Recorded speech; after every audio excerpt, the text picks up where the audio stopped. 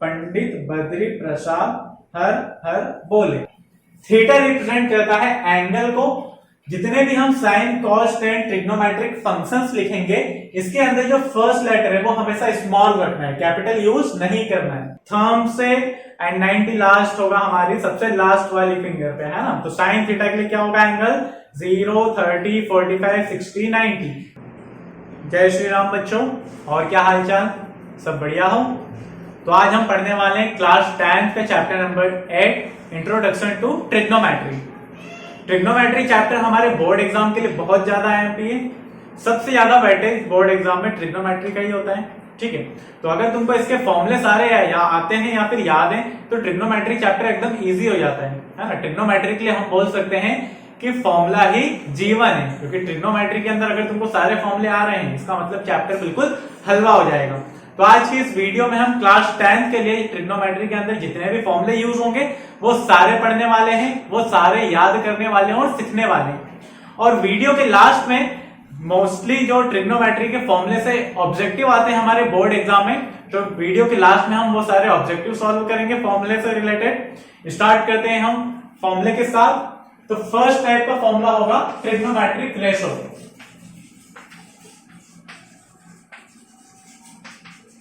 Copy लेके बैठना सभी, फॉर्मूले साथ में लिखते जाना ताकि तुमको अच्छे से याद रहेंगे। तो जैसा हम सबको पता है, इसकी फर्स्ट वीडियो में हमने देखा था कि ट्रिग्नोमेट्री मेरी डेली लाइफ में कहाँ यूज होता है, उसके ऊपर मीम्स बनती है। तो क्या सच में वो चैप्टर सिर्फ मीम्स बनाने लायक है? ठीक है, वहां पे हमने सीख लिया था कि ट्रिग्नोमेट्री सिर्फ राइट एंगल ट्रायंगल में एप्लीकेबल होता है। तो सबसे पहले अगर मैं एक राइट एंगल ट्रायंगल बना दूं, राइट एंगल ट्रायंगल का मतलब जिसके अंदर एक एंगल 90 डिग्री बन रहा हूं, उस 90 डिग्री के एंगल को हम ऐसे रिप्रेजेंट करते हैं। यहां मान लू मैं ए, बी और सी, ठीक है। पॉइंट ए पे बनने वाला एंगल है जो थीटा। थीटा मतलब क्या होता है? एंगल को रिप्रेजेंट करता है थीटा। तो मैंने मान लिया कि जो पॉइंट है वहां पे थीटा एंगल बन रहा है। सबसे पहले जो 90 डिग्री के अपोजिट साइड होती है इसको बोलते हैं हम हाइपोटेनियस। जो नीचे ट्रायंगल का बेस होता है इसको बोलते हैं हम क्या? बेस, ठीक है। और थीटा के अपोजिट में जो एंगल मिलता है उसको बोलते हैं हम परपेंडिकुलर। सही है यहां तक। अब ट्रिग्नोमेट्री रेशो के फॉर्मूले के लिए ये पूरे फॉर्मूले एक्सरसाइज 8.1 के लिए मोस्ट आईएमपी होने वाले हैं। अगर ये फॉर्मूले तुमको आते हैं तो एक्सरसाइज 8.1 तुम्हारा एकदम इजी हो जाएगा। तो समझना, सबसे पहले मैं तुमको 6 नाम से बता रहा हूं, तुमको इसी सीक्वेंस में वो नाम याद करने हैं। फर्स्ट होगा हमारा साइन थीटा, SIN, और ये थीटा। थीटा रिप्रेजेंट करता है एंगल को। जितने भी हम sine cos tan trigonometric functions लिखेंगे, इसके अंदर जो फर्स्ट लेटर है वो हमेशा स्मॉल रखना है, कैपिटल यूज नहीं करना है। सेकंड होगा हमारा कॉस थीटा, थर्ड होगा tan theta, fourth cot theta, fifth होगा सेक थीटा, एंड लास्ट आएगा 6th नंबर पे कोसेक थीटा। जो सीक्वेंस है नंबर का हमको इसी प्रकार से याद करना है, क्योंकि इनको याद करने की फिर आगे एक ट्रिक निकलेगी, ठीक है। First sine theta, cos theta, tan theta, cot theta, sec theta and cosec theta. Theta बेटा इसको बोलेंगे THETA, थीटा। ये रिप्रेजेंट करता है एंगल को। अब जो साइन थीटा है वो रेशो होता है इन ट्रायंगल की साइड्स का। तो किसका रेशो होगा उसको याद करने का एक बहुत ही पुराना सा मेथड है ना, बहुत टाइम से चला हुआ आ रहा है। क्या करना है, सबसे पहले तुमको ऐसा बॉक्स बना लेना है, उसके अंदर रखनी है 6 प्लेसेस, ठीक है। अब सीक्वेंस याद करना, कैसे बता रहा हूं मैं। P for Pandit, B for Badri और P for Prasad, B for H for her, H for her और B फॉर बोले। क्या होगा ध्यान से समझना, पंडित बद्री प्रसाद हर हर बोले। सेम सीक्वेंस क्या करेंगे, अब जो फर्स्ट कॉलम है उसको उठा के रख दो साइन थीटा के लिए, तो मिल जाएगा ये हमको P/H। मतलब sine is the ratio of perpendicular and hypotenuse. समझ में आया क्या? जो साइन है वो किस किस का रेशो होता है? परपेंडिकुलर वाली साइड का और हाइपोटेनियस वाली साइड का। फर्स्ट कॉलम रख दिया अभी हमने। सेकंड cos थीटा के लिए रख देंगे हम b अपॉन h, मतलब cos को लिख देता हूं मैं b अपॉन h, मतलब cos is the ratio of base and hypotenuse. Third tan theta रख दें हम, कितना आ रहा है p अपॉन b, मतलब tan is the ratio of perpendicular and base. अब जो साइन है वो जस्ट अपोजिट होता है, उल्टा होता है कोसेक का। तो साइन जब p अपॉन h था तो जो कोसेक है वो होगा h upon p। Capital h use करें, कैपिटल कर दो, ठीक है। सिमिलर जो कॉस है वो जस्ट अपोजिट होता है सेक का। अगर कॉस आ रहा था हमारा b अपॉन h तो सेक हो जाएगा h upon b। And last जो हमारा tan होता है वो जस्ट अपोजिट होता है कॉट का, मतलब कॉट जस्ट अपोजिट tan। तो इसमें p ऊपर b नीचे, तो इसको उल्टा कर दो, b ऊपर और p नीचे। समझ में आ गई यहां तक? इसलिए हमको ये नाम सीक्वेंस में याद करने। फर्स्ट नाम क्या है, बोलना मेरे साथ, sine theta, cos theta, tan theta, cot theta, sec theta, cosec theta. Sine p upon h तो कॉसेक उसका just opposite h upon p। Cos b upon h तो सेक उसका just opposite h upon b। Tan p upon b तो cot उसका opposite b upon p, ठीक है। अब जैसे हमने बताया कि साइन जो है वो क्या है, उल्टा है कॉसेक का, तो साइन को हम लिख सकते हैं और 1 अपॉन कॉसेक थीटा। कॉस किसका अपोजिट है, सेक का, तो सिमिलर इसको हम लिख सकते हैं 1 upon sec theta. Tan opposite है कॉट का, तो इसको लिख सकते हैं हम 1 अपॉन कॉट थीटा। कॉट किसका अपोजिट हो रहा है, टैन का, तो इसको लिख देंगे हम 1 अपॉन टैन थीटा। सेक किसका अपोजिट है, कॉस का, तो इसको लिख देंगे हम 1 upon cos theta. And last cosec opposite है साइन का, तो इसको लिख देंगे हम 1 अपॉन साइन थीटा, ठीक है। दो फॉर्मूला एक्स्ट्रा और रहेंगे। टैन थीटा को हम लिख सकते हैं sine theta upon cos theta, and cot theta को हम लिख सकते हैं cos theta upon sine theta. ऐसा क्यों लिख सकते हैं, समझना ध्यान से। टैन थीटा को क्या लिखा है अपन ने, मैं बता देता हूं प्रूफ करके। टैन थीटा को लिखा है हमने sign theta upon cos theta, ठीक है। अगर मैं आरएचएस को सॉल्व करूं तो sign theta upon cos theta, तो साइन थीटा की वैल्यू कितनी होती है, p upon h। Cos theta की वैल्यू होती है b अपॉन h। जब मैं इन चार वैल्यूज को सॉल्व करूंगा तो सबसे ऊपर वाली वैल्यू का मल्टीप्लाई होगा सबसे नीचे, मतलब p इंटू h, और बीच वाली वैल्यू का मल्टीप्लाई बीच में, मतलब h इंटू b। यहाँ h से h कैंसिल हो जाएगा, ये बन जाएगा p अपॉन b, और जो p अपॉन b है वो इज इक्वल है tan के। मतलब मैंने आरएचएस सॉल्व करके एलएचएस प्रूफ कर दिया, सही है। इसका मतलब sign theta upon cos theta is equal होगा tan थीटा के, and cos theta upon sine theta is equal होगा कॉट थीटा के। नेक्स्ट जाते हैं हम सेकेंड टाइप के फॉर्मूले पे, ट्रिग्नोमेट्री की टेबल पे, जो मोस्ट आईएमपी है।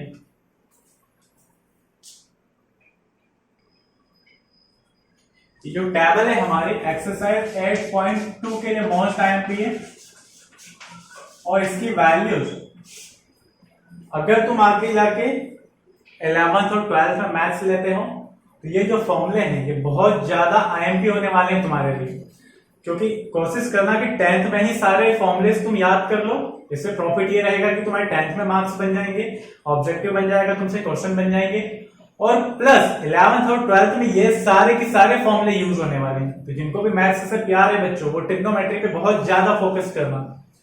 टेबल समझते हैं हम ध्यान से। अच्छा, टेबल बनाने के लिए सबसे पहले मैं तुमको एक ट्रिक बता देता हूं कि टेबल के अंदर जो साइन की वैल्यू है उसको कैसे निकालेंगे। उसको रट्टा तो मारना है हमको, ठीक है, रटना तो पड़ेगी, लेकिन उसको निकालने की ट्रिक क्या हो सकती है ये बता देता हूं मैं तुमको। सबसे पहले कुछ मत करो, चार वैल्यूज लिख दो, 0 1 2 3, 4।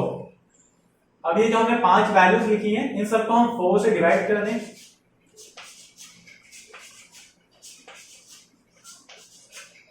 जो वैल्यू कैंसिल हो रही है उनको काट देते हैं। तो 0 डिवाइड बाय 4 तो 0 ही रहेगा। 1 डिवाइड बाय 4 1/4। 2 डिवाइड बाय 4 बन जाएगा 1/2, क्योंकि 2 से 4 कैंसिल हो जाएगा 2 टाइम।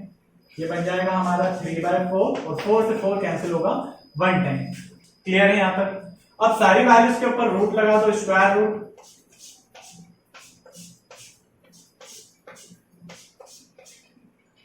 अंडर रूट 0 देगा हमको 0।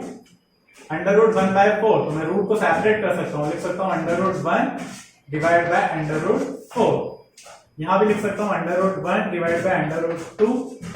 यहां लिख सकता हूँ under root 3 divided by under root 4 और अंडर रूट 1 देता है हमको 1।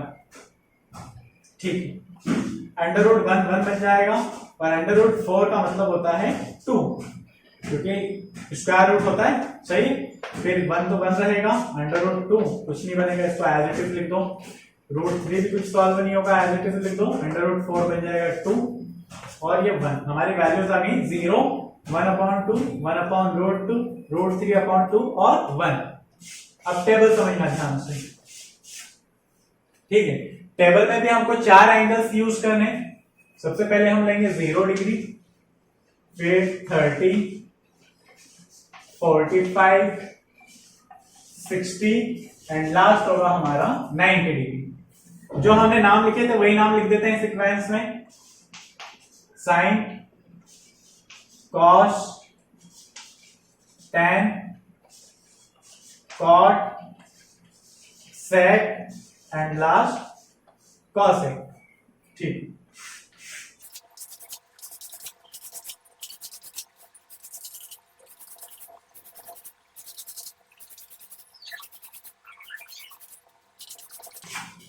टेबल बन गई है हमारी। वैल्यू रख दें। साइन 0 डिग्री की वैल्यू रहेगी हमारी 0। ठीक है, साइन 30 डिग्री का वैल्यू देगा हमको 1/2। साइन 45 मिलेगा हमको 1/√2। साइन 60 डिग्री का वैल्यू मिलने वाला है हमको √3 डिवाइड बाय 2। तो लिख देते हैं यहाँ पे √3/2।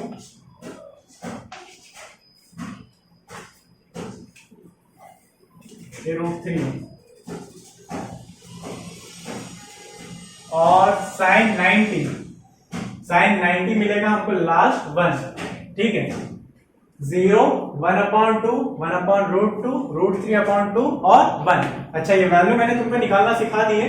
कैसे ट्रिक बता दी कि कैसे वैल्यू, अगर ये 5 वैल्यू तुमको याद नहीं है तो तुम उसको कैसे निकाल सकते हो। अब अगर ये वैल्यूज तुमको फिंगर्स पे याद है तो सम सॉल्व करने में बिल्कुल टाइम नहीं लगेगा और मजा आएगा। ठीक है, तो फिंगर्स के लिए एक ट्रिक बताता हूं मैं तुमको। ये साइड का रफ कर रहा हूं, इसको नोट डाउन कर लो फटाफट। कुछ नहीं करना है, सबसे पहले मैं मेरा हाथ बना देता हूं।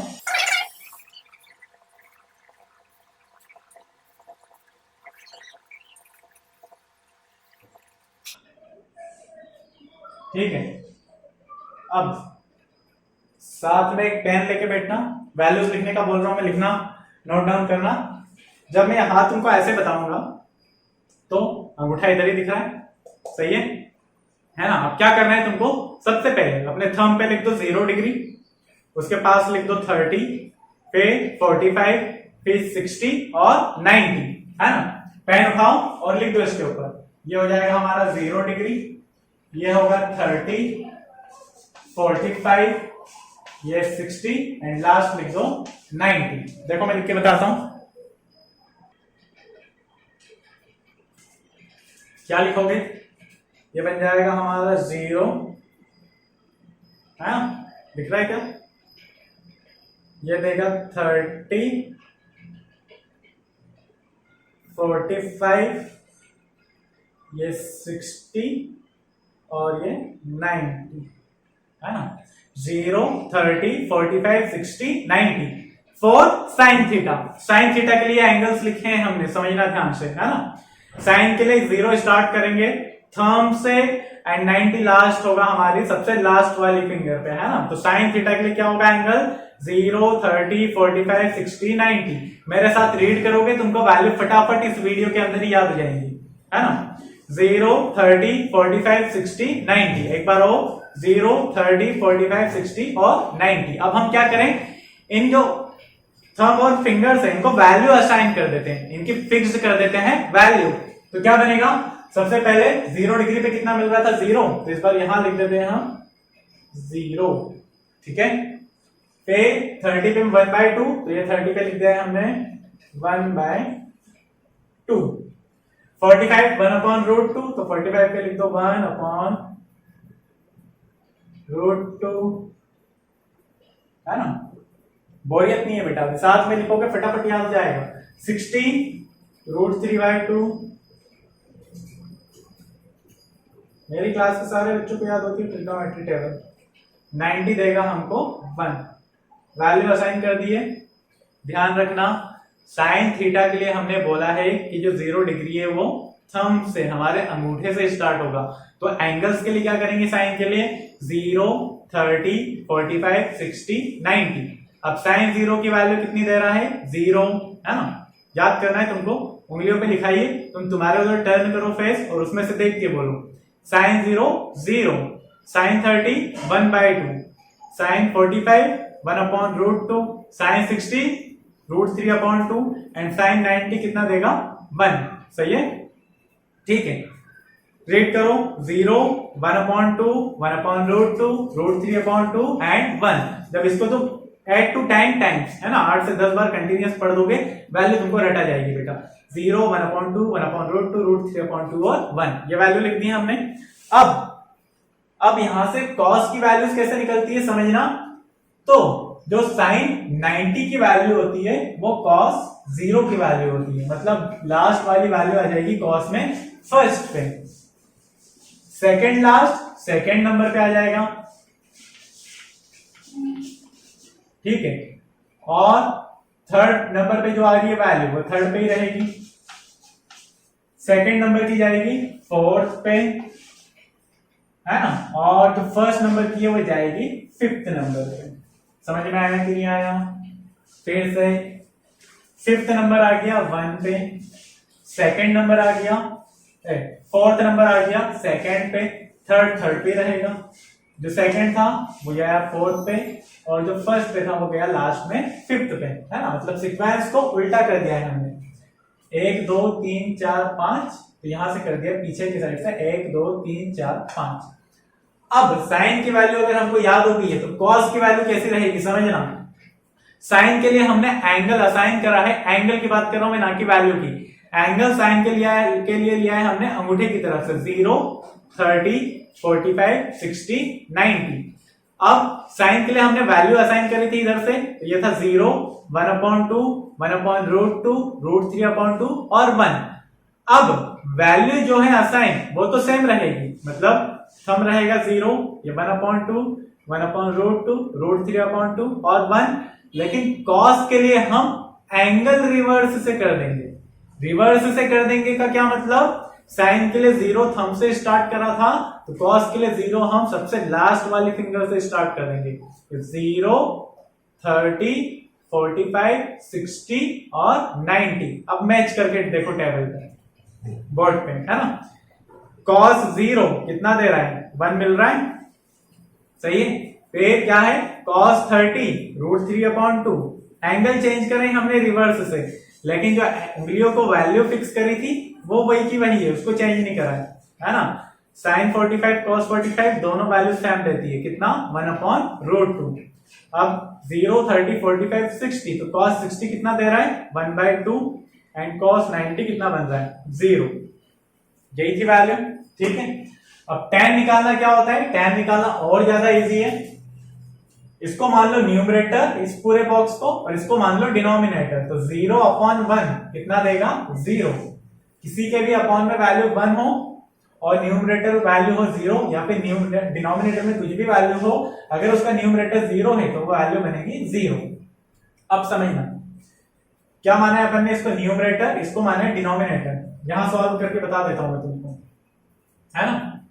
ये 1/2 और √3/2, इसको कैसे सॉल्व करते हैं, सबसे ऊपर वाली वैल्यू का मल्टीप्लाई सबसे नीचे होता है, मतलब 1 इंटू 2 होगा, और 2 का मल्टीप्लाई √3 में, बीच वाली वैल्यू का मल्टीप्लाई बीच में रह जाता है, सही है। तो 2 से 2 कैंसिल, कितना मिल रहा है हमको 1/√3, ये लिख दो वैल्यू 1/√3। नहीं आया समझ में, कोई बात नहीं, ध्यान दो डायरेक्ट टेबल पे बन जाएगा। अगर मैं 2 से 2 को कैंसिल कर दूं तो बचेगा 1/√3।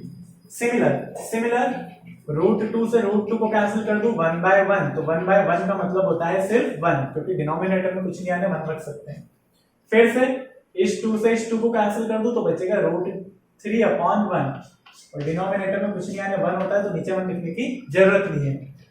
अब ये मोस्ट आईएमपी वैल्यू होने वाली है, समझना, जब 0/1 हो तो 0, ठीक है, लेकिन जब 1/0 हो तो बनेगा नॉट डिफाइंड, इनफाइनाइट, ठीक है। आ गया समझ में, tan साइन रटा दिया है हमने, ठीक है, cos साइन से निकालना आ गया है हमको, साइन और cos से tan निकालना आ गया है, मतलब क्या करना है मेरे को, ले दे के बात इतनी सी है कि सिर्फ साइन की 5 वैल्यू याद होनी चाहिए, उसी से मैं cos बना दूंगा, साइन और cos का यूज करके tan बना दूंगा, ठीक है। अब साइन cos tan निकालना सीख लिया है हमने। अब बात करें अगर cot की, तो हमने ट्रिग्नोमेट्री रेशो के अंदर देखा था, जो हमारा cot थीटा होता है वह इज इक्वल होता है 1/tan थीटा की, है ना।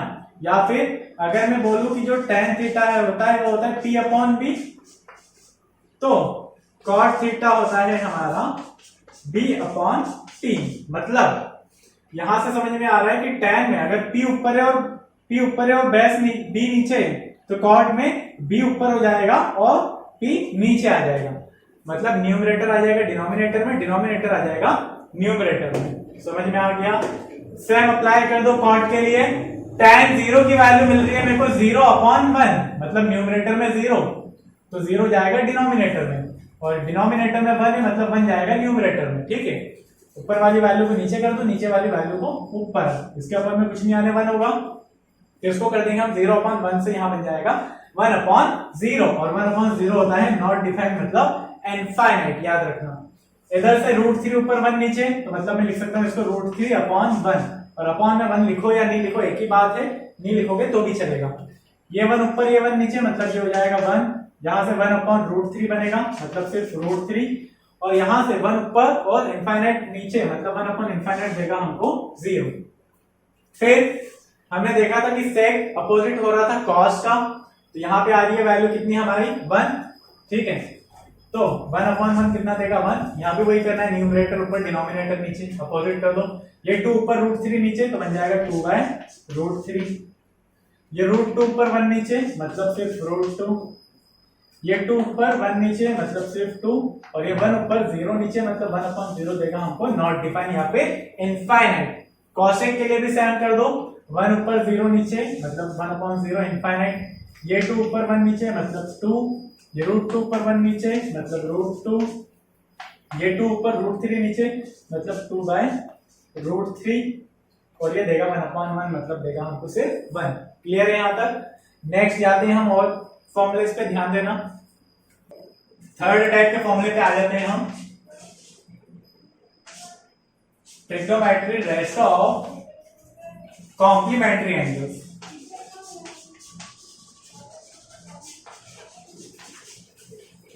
कॉम्प्लीमेंट्री एंगल्स किसको बोलते हैं बच्चों,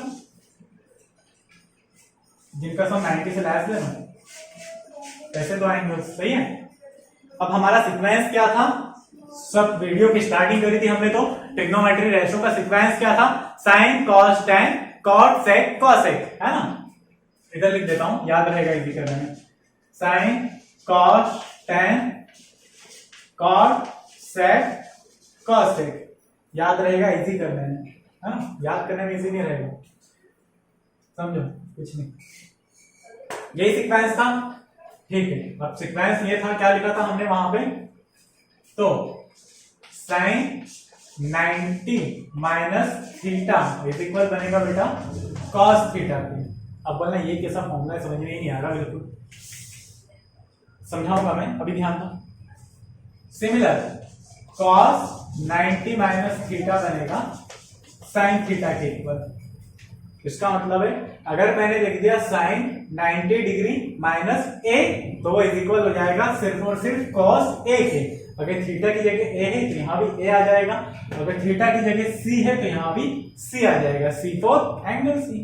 ठीक है ना, मतलब साइन का बनेगा कॉस के साथ फॉर्मूला, tan 90 माइनस थीटा देगा हमको कॉट थीटा, और कॉट 90 माइनस थीटा देगा हमको tan थीटा। मतलब tan का बनेगा कॉट के साथ, कॉट का बनेगा tan के साथ। फिर sec 90 माइनस थीटा देगा हमको cosec थीटा, और लास्ट cosec 90 माइनस थीटा देगा हमको sec थीटा। मतलब sec cosec के साथ फॉर्मूला बनाएगा और cosec बनाएगा sec के साथ। कैसे बनेगा फॉर्मूला, अगर ऐसा लिखा हुआ है कहीं पे कि sec 90 डिग्री माइनस बी, ये जो वैल्यू है इज इक्वल होगा, ध्यान दो sec 90 minus theta is equal होता है cosec थीटा की, यहाँ थीटा तो यहाँ थीटा, इसको लिख सकते हैं cosec, अभी मेरे को थीटा की जगह बी है तो यहाँ आ जाएगा बी के, मतलब sec 90 माइनस बी की वैल्यू इज इक्वल होगी cosec बी की। ये फॉर्मूला लिख देना। इसके बाद जो सबसे मोस्ट आइम्पॉर्टेंट फॉर्मूले होने वाले हैं समझना उनको ध्यान से। फोर्थ नंबर होगा हमारा ट्रिग्नोमेट्रिक आइडेंटिटीज का।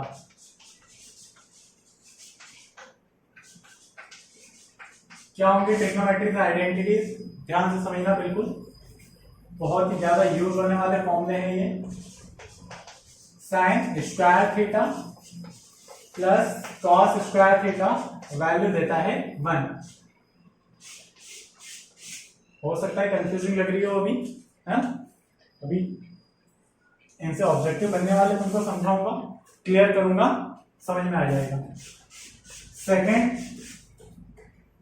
सेकंड फॉर्मूला बनेगा हमारा 1 plus tan square theta value देगा sec स्क्वायर थीटा की, एंड लास्ट थर्ड फॉर्मूला बनेगा हमारा 1 plus cot square theta value देगा cosec स्क्वायर थीटा की। ठीक है ना, कुछ नहीं बेटा समझना है, फॉर्मूले है ये, ऐसे कैसे लिख दो याद करना है। इनका जो प्रूफ है बोर्ड में पूछा जा सकता है। ठीक है, तो उसके लिए मैं अलग से सेपरेट वीडियो बना दूंगा, सर्च करना तुम प्रूफ ऑफ ट्रिग्नोमेट्रिक आइडेंटिटीज, ठीक है, या फिर डिस्क्रिप्शन में लिंक मिल जाएगी तुमको, वहां से जाके देख लेना। समझो, अगर वैल्यू दी हुई है कि sin square theta plus cos square theta is equal है 1 के, तो यहां से हम दो और फॉर्मूले निकाल सकते हैं। कैसे, इसके राइट हैंड साइड में कितना मिल रहा है मेरे को 1। अब अगर मैं sin स्क्वायर थीटा को उठा के राइट हैंड साइड पे पहुंचा दूंगा तो प्लस का sin स्क्वायर थीटा आके हो जाएगा माइनस का sin स्क्वायर थीटा, और उसके इक्वल में बचेगा सिर्फ cos स्क्वायर थीटा। मतलब 1 माइनस साइन स्क्वायर थीटा किसके इक्वल होगा, cos स्क्वायर थीटा के। मतलब cos स्क्वायर थीटा को मैं 1 माइनस साइन स्क्वायर थीटा भी लिख सकता हूं। और अगर कहीं लिखा हुआ है कि sign square theta plus cos square theta, उसकी वैल्यू बनेगी 1। अब थीटा की जगह कुछ एंगल भी हो सकता है बेटा, अगर यहाँ लिख देंगे कि sine square 90 degree plus cos square 90 degree, तो वो रहेगा 1 के। कंडीशन बस ये है कि इनके अंदर यूज होने वाले एंगल्स की वैल्यू इक्वल होनी चाहिए।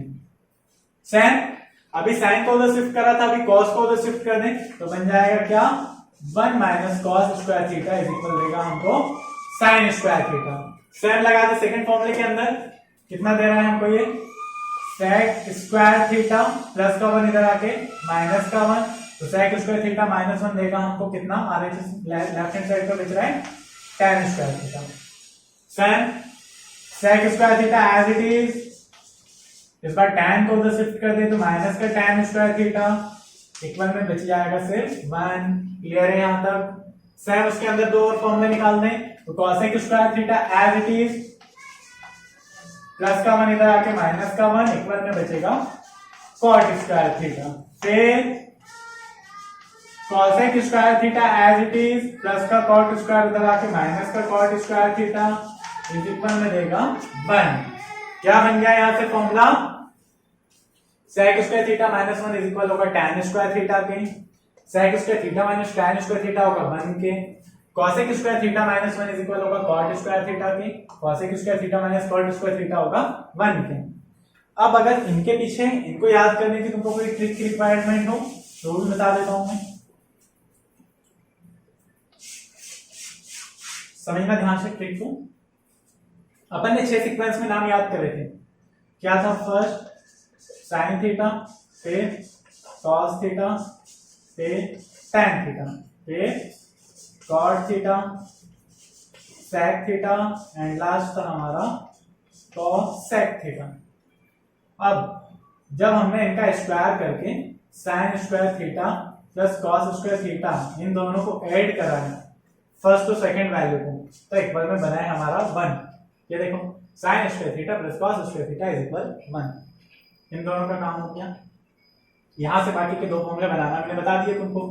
अब इस 1 को जब मैंने tan स्क्वायर थीटा के साथ में ऐड कर दिया, मतलब इस 1 को मैंने ऐड कर दिया 1 प्लस tan स्क्वायर थीटा के साथ में, तो उसने एक वैल्यू को छोड़ के छलांग लगा के दूसरी वैल्यू दी है कितनी? Sec square theta.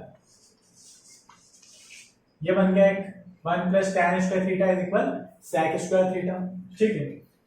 और अगर इस 1 को मैंने ऐड कर दिया कॉट स्क्वायर थीटा, tan के अंदर ऐड कर दिया था तो वैल्यू निकल गई थी, कॉट में ऐड कर दिया तो देखो 1 प्लस कॉट स्क्वायर थीटा, तो उसने एक वैल्यू छोड़ के वैल्यू दे दी कितनी?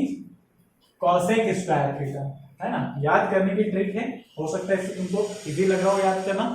शुरू के 3 फॉर्मूले बनाना, क्योंकि 3 बना लोगे बाकी के तुमसे बन जाएंगे, ठीक है। अब इनके ऊपर ऑब्जेक्टिव कैसे आते हैं बोर्ड में तुमको वो समझना ध्यान से। मोस्टली इनके ऊपर ऑब्जेक्टिव कैसे बनते हैं समझना।